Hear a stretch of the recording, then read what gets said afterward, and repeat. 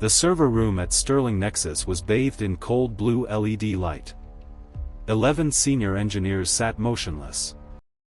Their faces were pale, sweating after 5 hours of absolute failure. The cooling fans screamed like a dying machine. $2 million were evaporating every single hour. Then, at exactly 8 a.m., the hydraulic glass doors opened. Ethan Vance walked in. He wore a heavy canvas jacket, carrying a brown paper lunch bag in one hand. His other hand firmly held the small hand of his 6-year-old daughter, Lily. She wore light-up sneakers and tightly hugged a worn-out stuffed elephant missing one ear. Ethan's calm, weathered face felt entirely alien inside this high-tech room, suffocating with panic. Claire Sterling stood in the center. Her blonde hair was perfectly styled, but her blue eyes betrayed pure exhaustion.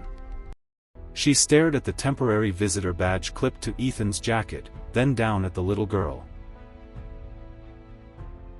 What Claire didn't know was that the very man she was judging had built this crumbling $400 million system from scratch. That morning had started at 5:15 a.m., long before the chaos took shape.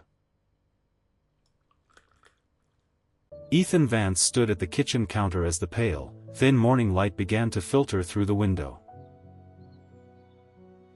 He carefully packed a lunch bag for Lily, 3 precisely cut apple slices, 2 crackers, and a small container of cold pasta.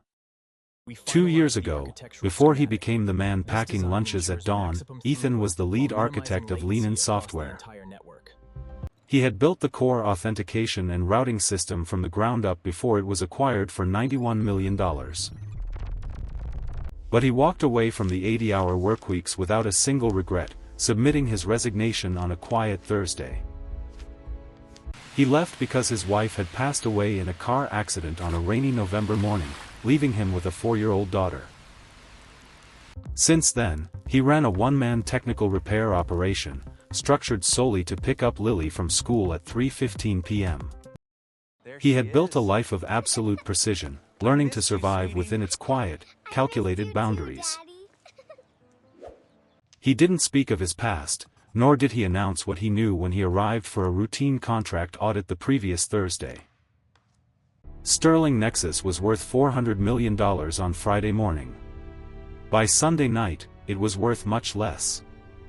Julian, the ambitious COO, had authorized a massive third-party security update without involving the internal engineering team. The vendor's update passed every automated test cleanly, but it hit a catastrophic incompatibility with the core system. It silently disabled the undocumented memory anchor behavior that Ethan had integrated years ago to protect the network. On Monday morning, the company launched its largest promotional campaign, flooding the network with 12,000 concurrent users. At exactly 7:21 a.m., connections crossed the critical threshold, and the platform began silently failing across every node. Users didn't see error messages. Instead, the system silently cross-routed completely wrong data into wrong accounts.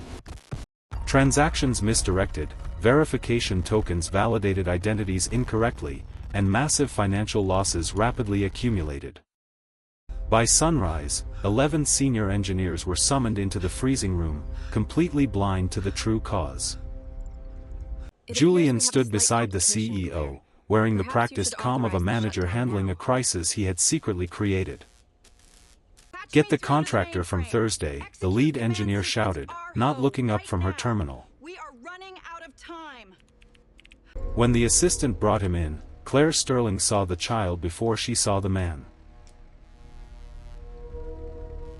She saw the worn-out toy, the canvas jacket, and the temporary non-employee visitor badge. Who authorized a visitor with a child onto the operations floor during an active crisis? She asked coldly. Ensure the transfer is secure. She told him the floor was not cleared for non-employee access, speaking with absolute corporate authority. Ethan looked at her with the deep stillness of a man who refused to defend what needed no defense. The problem is in the session routing layer, specifically the memory allocation behavior, Ethan said calmly. Uninterrupted and secure. If you want me to stay, I can show you exactly where it is. But he is asking questions. If you need me to go, answer. I will go. Without asking a single question, Claire turned away, silently confirming his dismissal from the floor. Ethan placed his visitor badge on a standing desk, took Lily's hand, and walked quietly toward the elevator. By 10 a.m., the situation at Sterling Nexus had collapsed into absolute, uncontrollable chaos. The technical team from Seattle line by line examined the update, only to find the core software completely uncorrupted. The system believed it was working perfectly, yet over 11,000 private user accounts were heavily compromised.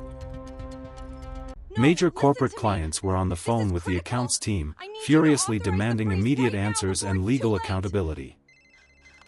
A large payment processing firm integrated into their platform was tracking massive, real-time monetary damages. The lead engineer pushed back from her workstation and admitted, he said routing layer. He wasn't guessing. Claire Sterling stood by the massive north-facing window, staring blankly at the busy city below without seeing it.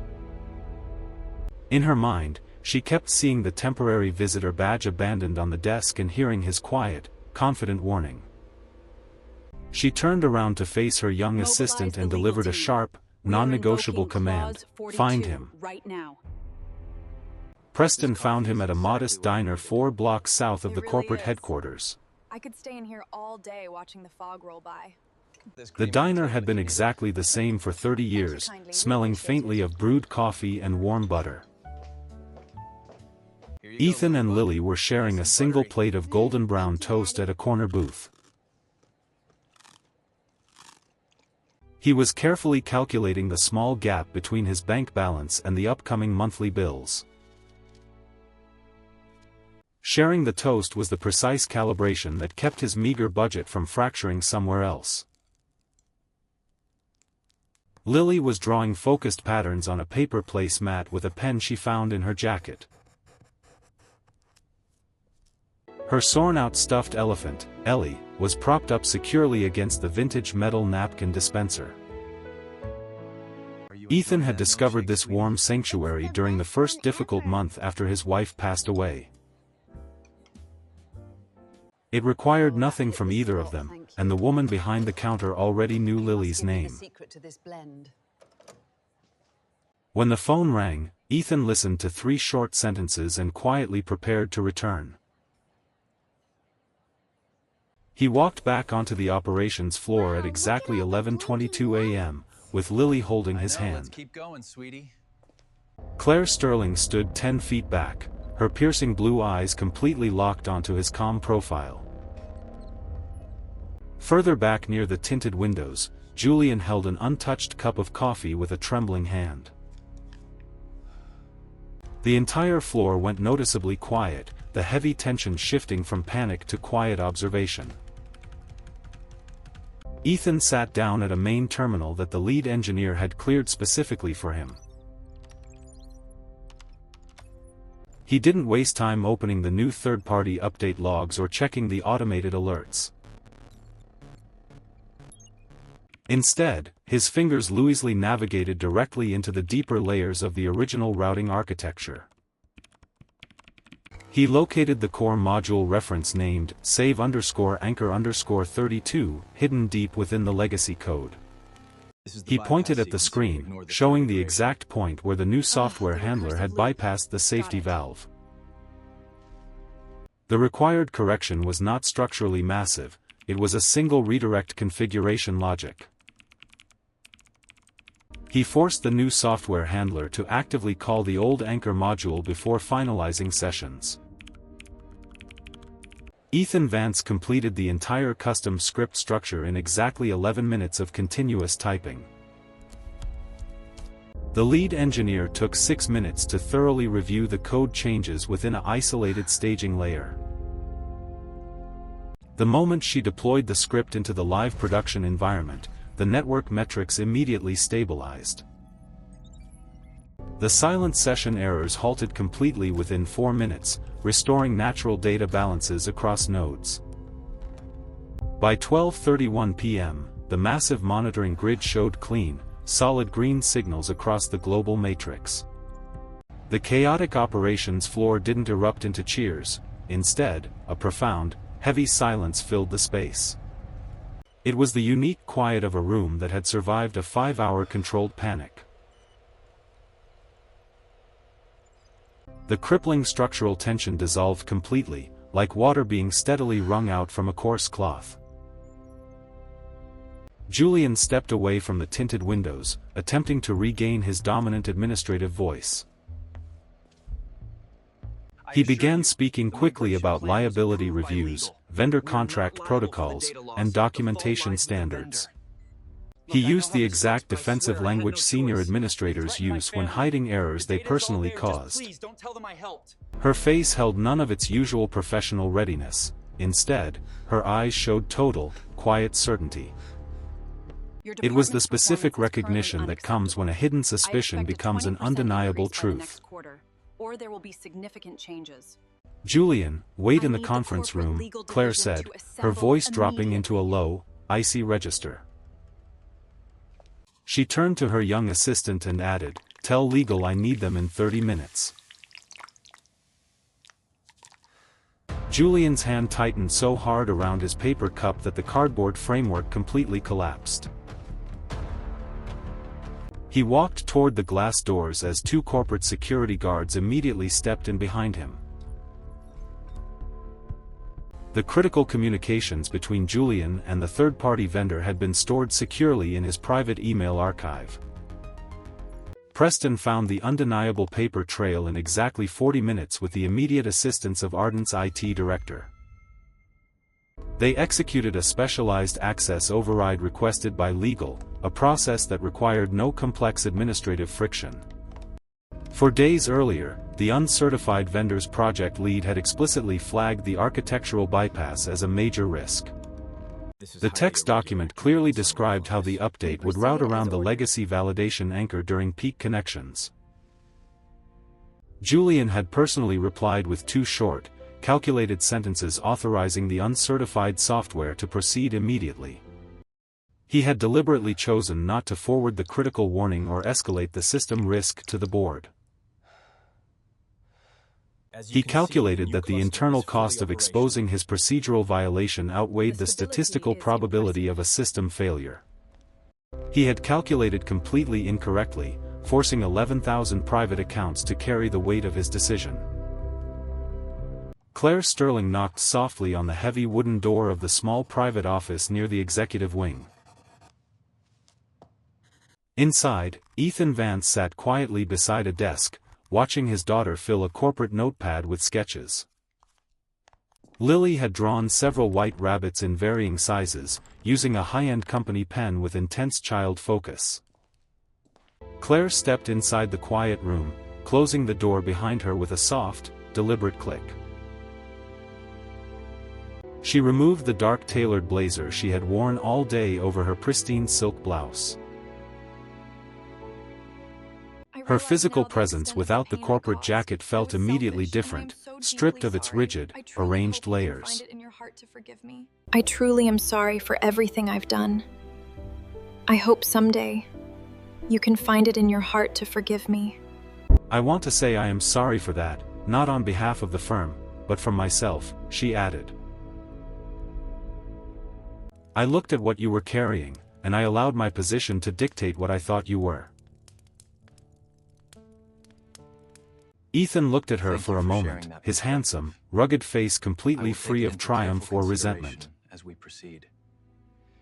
He was not performing the acceptance of her apology, nor was he withholding it with bitter pride.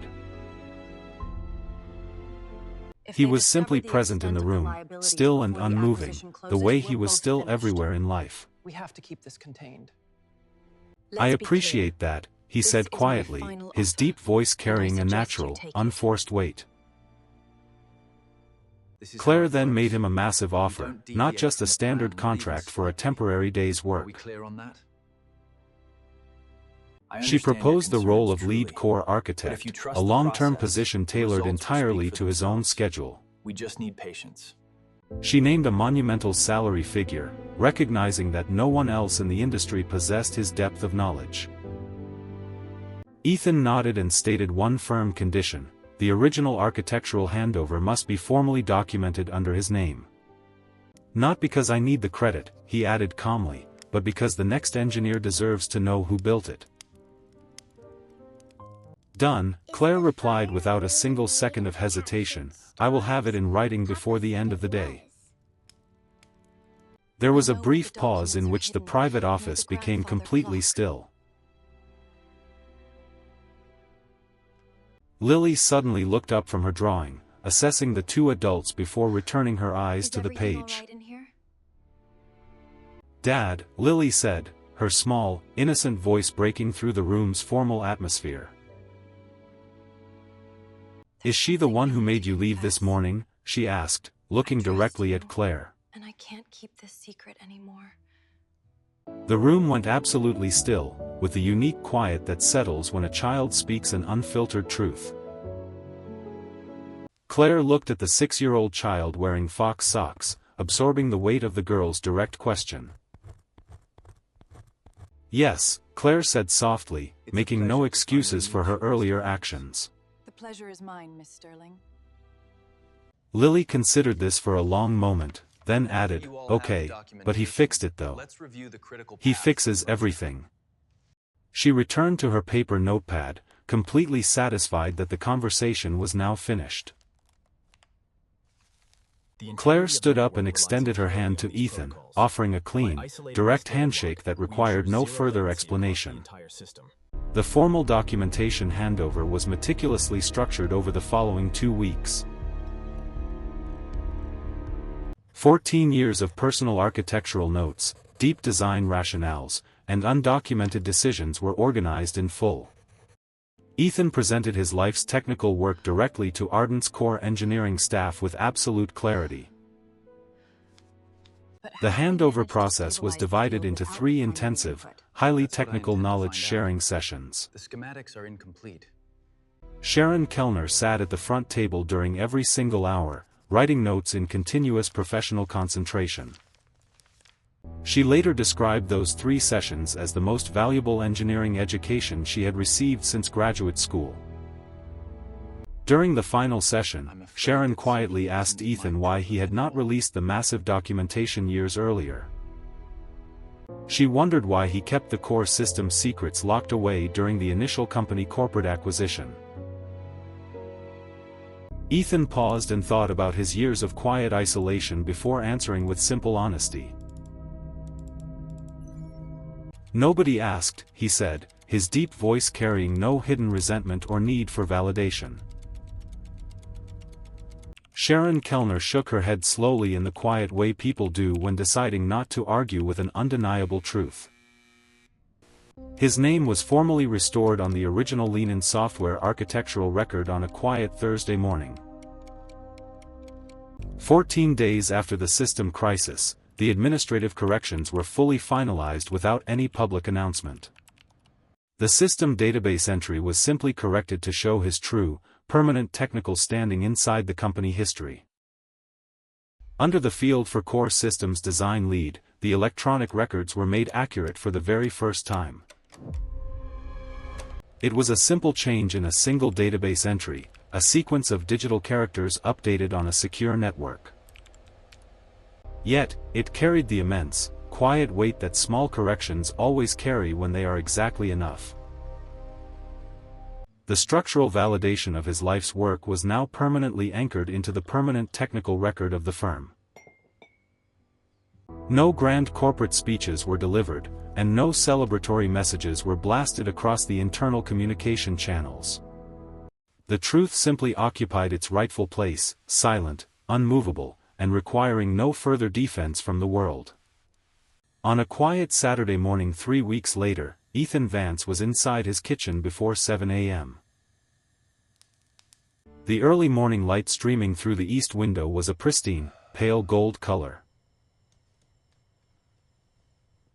It was the specific kind of late autumn light that arrives quickly and makes the entire room look clean and temporary.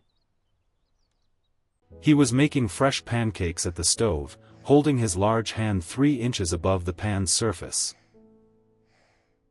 It was a methodical habit he had practiced since he was 12 years old, never once needing to explain it to anyone. Lily suddenly appeared in the kitchen doorway, wearing her favorite soft pajamas and fox socks. Her worn stuffed elephant, Ellie, was tucked firmly under her left arm as she rubbed her sleepy eyes. She climbed onto her wooden chair and carefully placed Ellie upright on the table, facing the hot stove properly. "Are you home today, Dad?" she asked softly, watching the thick pancake batter spread evenly in the pan. "Yeah, I am home today," Ethan replied with a warm smile, as the quiet morning had absolutely nothing left to prove. The emergency board meeting was convened at exactly 4:30 p.m. in the grand top-floor executive boardroom. The board members sat in tense silence, the immense gravity of the near-fatal network collapse hanging heavily in the air. Claire Sterling stood at the head of the long obsidian table, her corporate poise fully restored and her gaze piercing. She activated the main projector, displaying Preston's recovered digital email trail directly onto the master wall screen. The glowing text of Julian's unauthorized mandate illuminated the shocked and pale faces of the corporate directors. A senior board member adjusted his glasses, staring in absolute disbelief at the explicit written warnings Julian had hidden. "The electronic evidence of deliberate procedural negligence is absolute and non-negotiable," Claire stated with cold finality. She then presented the newly finalized executive agreement with Ethan Vance, officially naming him lead core architect. The board members nodded in unanimous, silent approval, recognizing the swift and surgical action taken to save the firm. By 5:15 p.m., the board officially authorized full legal prosecution against Julian, finalizing the absolute corporate purge. On Monday morning, Ethan Vance officially entered his new executive office as Chief Core Architect. The spacious suite overlooked the vast city skyline, featuring minimalist design and state-of-the-art workstations. Lily immediately ran toward the large leather couch, placing her beloved stuffed elephant, Ellie, safely beside her. Sharon Kellner walked in, handing him a secure hardware encryption key to access the global network core. His fingers moved with fluid, practiced speed across the mechanical keyboard, creating new lines of secure code. He initiated the permanent integration of the save_anchor_32 protection module into the live routing layer. On the massive wall monitors, the network architecture graphs began to realign into pristine, highly secure patterns. Claire Sterling watched from the open doorway, a look of profound satisfaction and professional trust on her face. The core systems of Sterling Nexus were now completely anchored, protected by an unbreakable digital safety valve. Later that afternoon, Ethan Vance and Sharon Kellner gathered in the highly specialized network testing laboratory. They prepared to execute a comprehensive stress test, intentionally pushing the system beyond its absolute limits. Sharon initialized the virtual traffic generators, flooding the staging network with thousands of artificial connections.